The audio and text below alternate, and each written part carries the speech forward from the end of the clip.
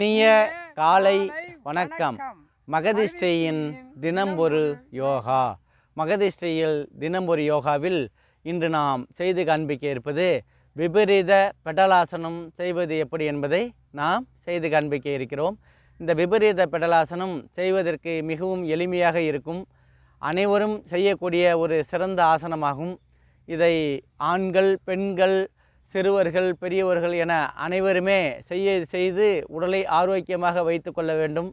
இந்த விபரீத பெடலாசனம் செய்வதனால் ஏற்படும் பலன்களை நாம் 2 பாகங்களாக பிரித்தவுடன் நமக்கு அதற்கு பலன்களை பின்னால் பார்ப்போம். முதலில் ஒரு 15 எண்ணிக்கையும் அதற்கு சற்று மூச்சு சுவாசமும், இரண்டாவதாக அதே போல் செய்து நமக்கு அந்த பலன்களை முழுவதுமாக பெறுவோம். நாம் செய்வதற்கு உடலை தகுதியாக வளர்த்து கொள்ள வேண்டுமானால் இந்த யோகா செய்வது நமக்கு தினமும் அந்த பழக்கத்திற்கு கொண்டு வர வேண்டும். காலையில் வெறும் வயிற்றுடன் நாம் இதை செய்வோமானால் நமக்கு சிறந்த பலன்களை அளிக்கக்கூடும். காலை கண்களை முடித்து பல் துலக்கி முடித்தவுடன் நமக்கு 20 நிமிட நேரம் இதற்காக நேரத்தை ஒதுக்குவோமானால் நமக்கு செய்வதற்கும் மிகவும் எளிமையாக இருக்கும். அதே போல் நல்ல பழக்க வழக்கத்தையும் ஏற்படுத்தக்கூடியதாகும். மனதில் உள்ள அனைத்து குழப்பங்களையும் நீங்கி தெளிவாக இருக்கக்கூடிய இந்த சிறந்த ஆசனம்தான் யோகா. ஒரு நாளைக்கும் ஒவ்வொரு ஆசனமாக நமக்கு வந்து கொண்டிருக்கிறது. மகதிஷ்டியில் தினம் ஒரு யோகாவை அனைவரும் பார்த்து பலனடையுங்கள். அதே போல் சப்ஸ்கிரைப் செய்யாதவர்கள் சப்ஸ்கிரைப் செய்து, ஷேர் செய்து, கமெண்ட் செய்து அனைவரையும் உற்சாகப்படுத்துங்கள், ஊக்கப்படுத்துங்கள். நீங்களும் பிறருக்கு சொல்லிக் கொடுங்கள். இந்த யோகா உலகளாவிய பிரிந்து வளர்ந்து நமக்கு முன்னோர்கள் செய்து கொடுத்த, இது ஒன்றும் புதிதாக நம்ம செய்து பழகப்பட்டதல்ல. நமக்கு முன்னார்கள் சித்தர்கள் இருக்காங்க, அதுக்கு முன்னாடி இருக்கிறவங்களும் இருக்கிறாங்க, இடைப்பட்ட காலத்தில் உள்ளவங்களும் இருக்கிறாங்க. இவர்கள் அனைவருமே இந்த யோகாவை ஒரு சித்தரும் ஒரு விதமாக செய்வார்கள். இப்போ யோக சித்தர்னு இருப்பாங்க, போக சித்தர்னு இருப்பாங்க. அதே போல் ஒருத்தவங்களும் அவங்களோட நடவடிக்கை, அவங்களோட இது தனித்தனியாக இருக்கும். இதை எல்லாத்தையுமே சேர்த்து செய்கிறோம் நம்ம. இது மிகப்பெரிய விஷயமாகும். இது உள்ளுறுப்புக்கு மட்டும் செய்யக்கூடியதாகும். இதை அவசரமாக செய்யக்கூடாது என்பது அனைவரும் உணர வேண்டும். இதை பயிற்சி செய்து அதை யோகா செய்யணும். உடற்பயிற்சி மாரியும் போகக்கூடாது. உடற்பயிற்சிங்கிறது உடல் ஆரோக்கியத்துக்கு நல்லது, உடல் தேகம் பருக்கக்கூடியதாகும். ஆனால் யோகா என்பது உடலை மெல்லிதாக்கி அனைத்து உறுகளும் செயல்பட்டு நோய்கள் வராமல் தடுக்கக்கூடிய சிறந்த ஒரு ஆசனமாகும் யோகா என்பது. அதை நாம் புரிந்து கொண்டு நாம் தினமும் இந்த யோகாவை செய்து பழகுவோம். இன்றைக்கு பார்த்திங்கன்னா ஒரு சிறிய டிப்ஸு என்ன பார்த்திங்கன்னா, தூதுவளையை பற்றி நம்ம சொல்ல போகிறோம். இந்த தூதுவளைங்கிறது ஒரு கீரை வகையை சார்ந்ததாகும். இது முற்களால் கையில் பிரிக்க முடியாது. உங்களால் கையில் முள் குத்தும் அந்த அளவுக்கு. ஏன்னா எப்பொழுதுமே பலாப்பழம் முள்ளாக தான் இருக்கும், ஆனால் உள்ளார உள்ள சுளைகள் மிகவும் இனிமையாக இருக்கும். உடலுக்கும் நல்ல ஒரு ஆரோக்கியத்தை கொடுக்கக்கூடியதாகும். அதிகமாக இப்போ சர்க்கரை வியாதிகளை தவிர பாக்கி எல்லாருமே சாப்பிட்டு அதை பலன் பெறலாம். அதே போல் இந்த உடலில் என்னென்ன நோய்களை தீர்க்கக்கூடியது என்பதை நாம் இந்த தூதுவளையை பற்றி நம்ம சொல்ல போகிறோம். இதுக்கு தமிழில் ஞான மூலிகைன்னு பேர். இதை வச்சுருக்கிறாங்க அந்த காலத்தில் உள்ளவங்க. ஞான மூலிகைன்னு இதற்கு பெயர். இது என்னென்ன விட்டமின் சத்து இருக்குதுன்னு பார்த்தீங்கன்னா A, B, C இந்த 3 விட்டமின் சத்தும் இதில் அடங்கியிருக்கு. இது ஆமாம், கசப்பு தான் நமக்கு உணவே மருந்து. இப்போ வேப்பங்கொழுந்து கசக்கும். அதுக்காக நம்ம வயிற்றில் உள்ள புழுக்களை அழிக்கக்கூடியதாகும். அதே போல் கசப்பு எந்த அளவுக்கு நம்ம உடலில் ஏற்படுத்தி கொள்கிறோமோ அந்த அளவுக்கு எதிர்ப்பு சக்தியை உண்டாக்கிக்கிட்டிங்கன்னு அர்த்தம். உங்களுக்கு நோய்கள் கிட்டக்கே நெருங்காது. இவன்கிட்ட போனால் பிரயோஜனம் இல்லைடா, அடுத்த ஆளை போய் பார்ப்போம் அப்படின்னு அந்த அளவுக்கு உங்களுக்கு ஓடிடும். அதனால தான் நம்ம சர்க்கரையை குறைச்சிக்க சொல்கிறது. சர்க்கரையால் தான் நம்மளுக்கு வியாதியை, வெள்ளை சக்கரை, அது நாட்டு சக்கரை, இந்த இது சீனின்னு சொல்லுவாங்க, அதுதான் நமக்கு வியாதியை ஏற்படுத்தக்கூடியது. அதை நீங்கள் இல்லாமல் பண்ணிட்டீங்கன்னா உங்களுக்கு வியாதி பாதி போயிடும். வெளிநாட்டுக்காரன் செய்த சதி அதெல்லாம், புரியுதுங்களா? அதனால் நம்ம அதுக்கு அடிமை இல்லாமல் நம்ம இது பண்ணிக்கணும். அதே போல் மூளைப்பகுதி, எலும்புகள் வலுப்பெறும், மூளைப்பகுதி நன்றாக செயல்படும், ஞாபக சக்தியை அதிகரிக்கக்கூடும். அதே போல் தோல்வியாதின்னு சொல்லக்கூடிய நோய்களிலிருந்து விடுபடுவதற்கு இந்த தூதுவளை நமக்கு மிகவும் பயன்படுகிறது. கை கால்கள் அசதி ஏற்படாமல் தடுக்கக்கூடியதற்கு இந்த தூதுவளையை நீங்கள் பயன்படுத்தி கொள்ளலாம். கை கால்கள் சில பேருக்கு ரொம்ப அசதியாக இருக்கும், படுத்து தூங்கலாம் போல் இருக்கும். அவங்களுக்கெல்லாம் வந்து இந்த தூதுவளையை நீங்கள் பயன்படுத்திங்கன்னா சுறுசுறுப்பு ஏற்பட்டு ஒரு நாளைக்கு ஒரு 20 கிலோமீட்டர் நடக்கக்கூடிய தன்மையை உங்களுக்கு ஏற்படுத்தி கொடுக்கும். சுறுசுறுப்பு ஆகிடுவீங்க. புரியுதுங்களா? அதே போல் இந்த இளமையை நீட்டிக்கக்கூடியதாகும். இளமை சில பேர் பார்த்திங்கன்னா 60 வயசு ஆனாலும் 70 வயசு ஆனாலும் அப்படியே இளமையாக சுறுசுறுப்பாக இருப்பாங்க. தலைமுடியும் நரைச்சிருக்காது. அந்த அளவுக்கு அவங்க வந்து வயசையே நீங்கள் கண்டுபிடிக்க முடியாது. அவங்களாம் பார்த்திங்கன்னா இந்த தூதுவளையை நீங்கள் நல்லா பயன்படுத்தியிருப்பாங்க. இதில் வந்து புரதச்சத்து இருக்குது, இரும்பு சத்து இருக்குது, தங்கம், தாதுக்கள், இந்த மாதிரி சத்துக்கள் வந்து அதிகமாக இருக்குது. அதே போல் சுண்ணாம்பு சத்தும் இதில் இருக்குது. இதை வந்து சித்தர்கள் வந்து ரொம்ப புகழ்ச்சியாக இதை வந்து கொண்டாடி இருக்கிறாங்க. இது வந்து சளியை போக்கக்கூடியதாகவும் மிகவும் அருமருந்தாகும். சளி இருக்குன்னா தூதுவளையை சாப்பிடுங்க. யார் வேணாலும் சொல்லுவாங்க, நீங்கள் வேணால் பாருங்கள், சளி இருக்கா தூதுவளையை சாப்பிடுங்க அப்படிம்பாங்க.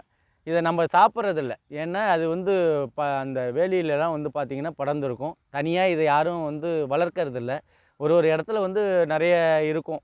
அதை நீங்கள் வந்து என்ன செய்யணும்னா, இந்த கத்திரிக்கோலால் கையால் வந்து முள் குத்தணுன்னா ஒரு தட்டு வச்சுக்கிட்டு கத்திரிக்கோலால் நல்ல தழி, அதில் பூச்சிகள்லாம் இருக்கும், அதெல்லாம் இல்லாமல் நல்ல தழையை வந்து நறுக்கி அதை வந்து உள்ளுறுப்புக்கு நீங்கள் பயன்படுத்துங்க. எந்த விதத்தில் வேணாலும் நீங்கள் பயன்படுத்திக்கலாம். பயன்படுத்திங்கன்னா இவ்வளோ விஷயமும் நம்ம இது ஆரோக்கியத்தை வளர்க்கக்கூடியதாகும். இந்த தூதுவளை நமக்கு இயற்கை கொடுத்த வரங்க இதெல்லாம். இதை நீங்கள் பயன்படுத்தணும். பயன்படுத்துறதுக்காக தான் இயற்கை வளங்களை கொடுக்குது. அதை நம்ம பயன்படுத்தாமல் அது அப்படி உங்களுக்கு இதை கிடைக்கிறல அப்படின்னு பார்த்தீங்கன்னா, நாட்டு மருந்து கடையில் போய் தூதுவளை பவுடர்னு இருக்கும், அதை நீங்கள் வாங்கி பயன்படுங்க. அதில் வந்து கொஞ்சம் பலன் கம்மி தான். எண்ணெய் போட்டு நம்ம இயற்கையாக நம்ம செஞ்சு சாப்பிட்றதுக்கும் ஒருத்தவங்க கடையில் போய் நம்ம அரிசி வாங்கி திங்கிறோம். அவன் என்ன அரிசியை கொடுக்குறான்னு யாருக்கு தெரியும்? அவன் தோல்லாம் சுத்தமாக வயிட்டி எடுத்துகிட்டு உங்களுக்கு உடல் ஆரோக்கியம் வெள்ளை கலரில் பலன்னு இருக்கும், பலன்னு இருக்கும். ஆனால் எந்த விதம் ஆனால் அரசாங்கம் குடிக்கக்கூடிய அரிசியில் வந்து பார்த்திங்கன்னா தோலை மட்டும்தான் உரித்து எடுப்பாங்க, பழுப்பு கலராக இருக்கும். ஆனால் உடலை ஆரோக்கியமாக வைத்து கொள்வதற்கு அந்த அரிசி மிகவும் நமக்கு பயனுள்ளதாக இருக்கும். ஏன்னா ஊறல் வைத்து இந்த அரிசியெல்லாம் போனோடனே இப்போ வெளியில் இருக்கிற உங்களுக்கு வந்து மில்லில் பார்த்திங்கன்னா நைட்டு போகும், காலையில் அரிசியை பாக்கெட் பண்ணி வந்துடும். ஆனால் இந்த அரசாங்கத்தில் கொடுக்கக்கூடிய இந்த இலவச அரிசின்னு இருக்குது பார்த்திங்களா, அது வந்து பார்த்திங்கன்னா ஒரு 30 நாள் ஊற வைப்பாங்க. அதுக்கப்புறமேலுக்கு தான் அதை எடுத்து உங்களுக்கு வந்து அதை மிஷினில் அந்த தோலை மட்டும் உரித்து முழுமையாக நமக்கு பலன் கிடைக்கிது. அதை யாரும் நம்ம பயன்படுத்துறதில்ல. அதை வந்து நம்ம வந்து அது ஒரு இலவசமாக கொடுக்கறதுனால அதை அலட்சியப்படுத்துகிறோம். அதை வந்து அப்படி கிடையாது. நீங்கள் அதை வந்து நல்லா பயன்படுத்துங்க. உடலை ஆரோக்கியமாக வைத்து கொள்ளுங்கள். இப்படி இயற்கையாக செய்ய நமக்கு என்னென்ன விஷயங்கள் தெளிவு பெறுகிறதோ அதெல்லாம் பார்த்து பலன் அடையுங்கள். இப்போ நம்ம யோகா மட்டும் சொல்லி கொடுக்கல, உங்கள் உடலுக்கு வந்து என்னென்ன விஷயங்கள் நல்லதுன்னு சொல்கிறோமோ அனைத்தும் உங்களுக்கு சொல்லி கொடுத்துக்கிட்டு இருக்கோம். அதை நீங்கள் வந்து தவறாமல் பார்க்கணும். முழுமையாக வீடியோ பாருங்கள். உடனே நீங்கள் வந்து அதை வந்து என்ன பண்ணுறீங்க, தள்ளிடுறீங்க. மகதிஷ்டி தினம் ஒரு யோகா வருதா, குருஜி வந்து யோகா பண்ணுறாரா, இதை நம்ம டெய்லி பார்க்குறோம், உடனே தள்ளி விட்டுறது. ஆர்ஜி பண்ணுறாரா, உடனே தள்ளி விட்டுறது. ஒரு நாள் பார்த்திங்கன்னா 400 500 போகுது, ஒரு நாள் 100 போகுது, ஒரு நாள் 50 தான் போகுது. அப்போது நம்ம இதுக்காக நேரத்தை ஒதுக்கலைன்னு அர்த்தம். அதனால தான் நம்ம சொல்கிறோம், அவங்க உடல் நலத்தை கெடுத்துக்கிறாங்கன்னு அர்த்தம். இல்லை சொல்கிறேன் பொதுவாகவே இதுக்காக நம்ம வந்து இப்போ ஞாயிற்றுக்கிழமை லீவில் நீங்கள் வந்து ஜாலியாக இருக்கிறீங்கன்னு நினைக்கிறீங்களா, அதே போல் நீங்கள் சுறுசுறுப்பாக என்றைக்குமே உடலை ஆரோக்கியமாக வச்சுக்கணுன்னா யோகா தான் பண்ணணும். இப்போ விபரீத படலாசனத்துக்கு நம்ம நேரடியாக போக போகிறோம். பயிற்சி முடித்ததுக்கப்புறம் உடனடியாக ஆசனத்திற்கு செல்ல போகிறோம். முதல் சுற்றுக்கு போகிறோம். முதல் சுற்று முடிஞ்சோன்னா மூச்சு சுவாசம் பண்ணுறோம். 2வது சுற்றுக்கு போகிறோம். அதே போல் மூச்சு சுவாசம் பண்ணுறோம். இப்படி வந்து பார்த்திங்கன்னா அதுக்கப்புறம் இடையில ஒரு சிறிய டிப்ஸு ஒன்று சொல்கிறோம். அதை இப்பயே சொல்லிடுறேன், ஏன் அப்புறம் ஆசனத்துக்கு முன்னாடியே நம்ம இது பண்ணி சரி பண்ண ஓகே. இப்போது விபரீத படாசனம் இப்போ நம்ம பயிற்சிக்கு போகிறோம். இப்போ நம்ம நல்லா படுத்துங்க, நல்லா சமநிலையில் படுத்துட்டு கையை அப்படி வச்சிங்க.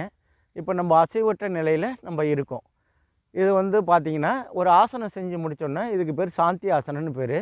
மனதை ஒருநிலைப்படுத்தக்கூடியது. இதை வந்து பின்னாடி நம்மளுக்கு வந்து சொல்லிக் கொடுப்போம் உங்களுக்கு. இது இப்படி செஞ்சிட்டுனா உங்களுக்கு என்னென்ன உங்களுக்கு வந்து இது பார்த்திங்கன்னா உங்களுக்கு நினைவாற்றல் வந்து அதிகரிக்கக்கூடியும், காற்றோட்டம், உயிராற்றல் இதெல்லாம் வந்து உங்களுக்கு உடலில் உணர்ச்சிகளை தூண்டக்கூடியதாகும். புரியுதுங்களா? இப்போ நம்ம ஆசனத்தோட பயிற்சிக்கு நம்ம போகிறோம். பெடல் ஆசனங்கிறது கையை அப்படி வச்சிங்க, சைக்கிள் மிதிக்கிற மாரி தான். இப்போ கால்களுக்கு நன்றாக வலுவூட்டப்படும். நீங்கள் செஞ்சீங்கன்னா என்னென்ன பலன்கள் இருக்குதுன்னு பாருங்கள். தொடைப்பகுதி வந்து உங்களுக்கு நல்லா செயல்படும். வயிறு வந்து பாருங்கள் நடுக்கம் ஏற்படுது. கழுத்தில் உள்ள நரம்புகள்லாம் நன்றாக செயல்படுகிறது. இப்போ வந்து தைராய்டு உள்ளவங்க, வயிற்றில் வந்து தொந்தி உள்ளவங்க, வயிற்றில் வந்து சில பிரச்சனைகள் உள்ளவங்க இவங்களாம் அனைவரும் செஞ்சுக்கிட்டே வாங்க. இது ரொம்ப நேரம் செய்ய முடியாது. உடனடியாக நீங்கள் படுத்து அப்படியே படுத்துருங்க. படுத்துட்டு கொஞ்சம் மனசை வந்து தியானம் பண்ண மாரி படுத்துட்டிங்கன்னா உங்களுக்கு வந்து ஆசனம் செய்கிறதுக்கு மிகவும் எளிமையாக இருக்கும். பெடலாசனம்னு சொல்லுவோம். நீங்கள் ஒரு 10 இல்லைன்னா 15 எண்ணிக்கையில் தான் நீங்கள் செய்யலாம். செஞ்சிட்டிங்கன்னா இந்த ஆசனம் செய்கிறதுக்கு மிகவும் எளிமையாக இருக்கும். இப்போது நம்ம விபரீத பெடலாசனம் செய்வது எப்படி என்பதை நாம் இப்போ பொறுமையாக இப்படி கையை வச்சுக்கிட்டிங்களா, தலையை வந்து தூக்க வேணாம், அப்படியே உயர்க்க தூக்குங்க. இப்போ எண்ணிக்கைக்கு வாங்க. எண்ணிக்கை 1 2 3 4 5 6 7 8 9 10 11 12 13 14 15. பொறுமையாக இருக்குங்க. அப்படின்னு கொஞ்சம் நேராக கூட வச்சிருக்கலாம், எல்மாரி வச்சிருக்கலாம். ஃபுல்லாக தூக்கிட்டீங்க, பரவாயில்ல. அப்படியே மூச்சு சுவாசம் அப்படியே பண்ண சொல்லுங்கள்.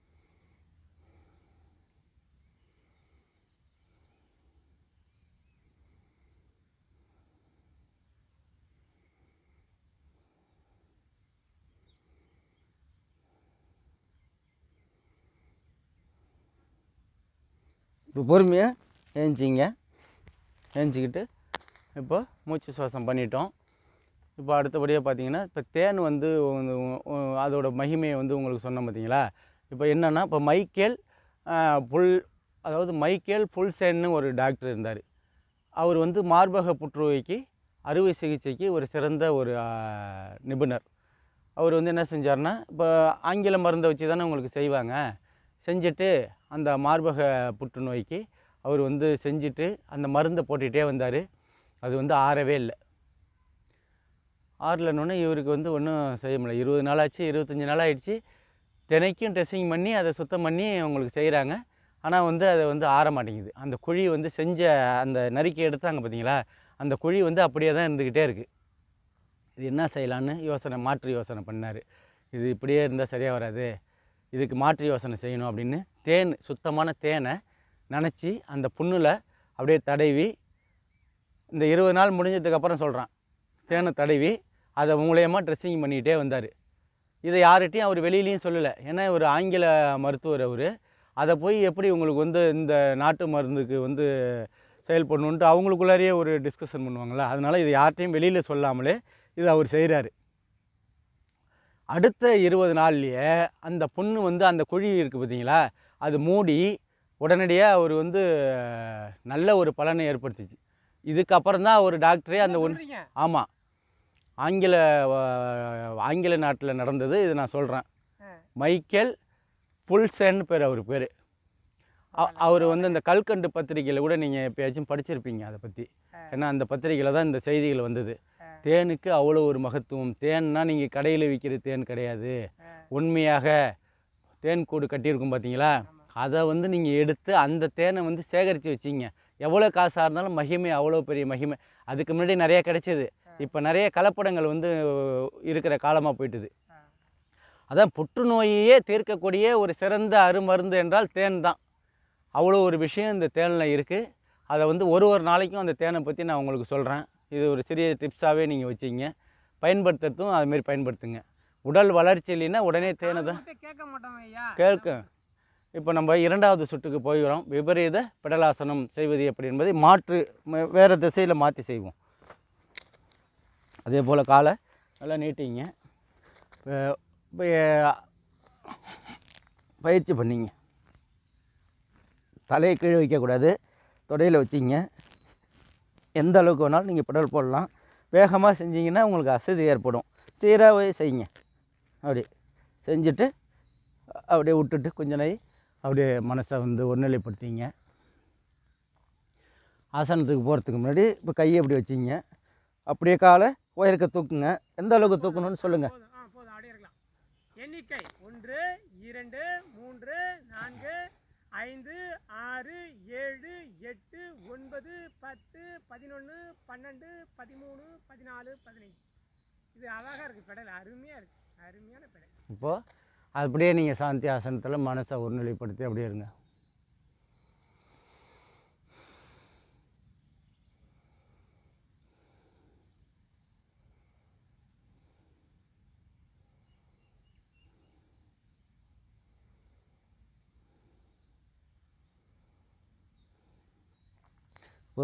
பொறுமையாக ஏந்திரிங்க. எழுந்திரிச்சு சின்முத்திரையில் தியானம் பண்ணிட்டீங்க. இருந்தாலும் பழக்க தோஷம் அப்படியே இருங்க. இப்போ இந்த ஆசனத்தோட பலன்களை நாம் சொல்ல போகிறோம். இந்த ஆசனத்தோட பலன்கள் இப்போ 2 முறையாக நீங்கள் செஞ்சிட்டீங்க. இந்த விபரீத பெடலாசனம்னு பேர் இதுக்கு. இந்த செய்யக்குள்ளேயே நீங்கள் பார்த்துருப்பீங்க, தொடலாம் நடுக்கியிருக்கும். நீங்கள் கவனிச்சிருப்பீங்க. நல்லா கவனிங்க. வீடியோவை பார்த்தீங்கன்னா உங்களுக்கு தெரியும். செய்யறதுக்கு கொஞ்சம் சிரமமாக தான் இருக்குது. ஏன்னா தலையை தூக்கக்கூடாது, தலையை கீழே வச்சுக்கணும், கையும் படுமானத்தில் இருக்கணும், காலும் 90 டிகிரியில் உங்களுக்கு இருக்கணும். அப்படிங்குள்ள பார்த்தீங்கன்னா யாருக்கு இது வேல்யூவேஷன் அப்படின்னு பார்த்தீங்கன்னா, தொடைப்பகுதி நன்றாக செயல்படும். தொடையில் உள்ள அனைத்து உறுப்புகளும் அதான் அனைத்து உறுப்புகளும் நன்றாக செயல்படும். தொடை அழகு பெறும். இப்போ தேவையில்லாத சதைகள்லாம் குறைச்சிட்டு தொடைகள் உங்களுக்கு இப்போ இது எல்லாருமே செய்யலாம். இப்போ பெண்கள் அதிகமாக செஞ்சிங்கன்னா இப்போ அதுக்கான ஆடைகளை நீங்கள் போட்டுக்கிட்டு, இது யோகா செய்யறதுக்குன்னு ஆடைகள் இருக்குது. அதை நீங்கள் நிறைய சேனலில் பாருங்கள். பெண்கள்லாம் எவ்வளோ அழகாக செய்கிறாங்கன்னு. உடல் குண்டாக இருப்பாங்க. அவங்க நீங்கள் என்ன இதை செய்ய போகிறாங்கன்னு நினைப்பீங்க. அவங்க காலை கீழே பிடிச்சிக்கிட்டு தலையை குனிவாங்க. அப்படியே அழகாக இப்போ உங்களுக்கு முடியும். ஏன்னா முயற்சி தான், முடியாதுன்னு ஒன்றுமே கிடையாது. முடியும் அப்படின்னு நினச்சிட்டு நீங்கள் யோகா பண்ணுங்கள். உடலை நீங்கள் ஆரோக்கியமாக வச்சுக்கலாம். எந்த விதமான நீங்கள் உங்களுக்கு ப்ரெஷரு சுகரு எதுவுமே இல்லாமல். ஏன்னா ஆண்களை விட பெண்கள் உங்களுக்கு புத்திசாலிகள். ஏன்னா மூளை அதிகமாக இப்போ ஒரு விஷயத்தை செஞ்சு முடிக்கணும்னு நினச்சா முடிச்சிருவாங்க. அதேமாரி நீங்கள் யோகா பண்ணணும், உடலை ஆரோக்கியமாக வச்சுக்கணும்னு நினைங்க. நீங்கள் அந்த டிவி பார்க்குறது, இந்த செல்லை பார்க்குறதெல்லாம் விட்டுட்டு ஆரோக்கியமாக இருக்கிறதுக்கு என்ன வழியோ அதை நாங்கள் சொல்லி கொடுக்குறோம். அதை நீங்கள் பாருங்கள்.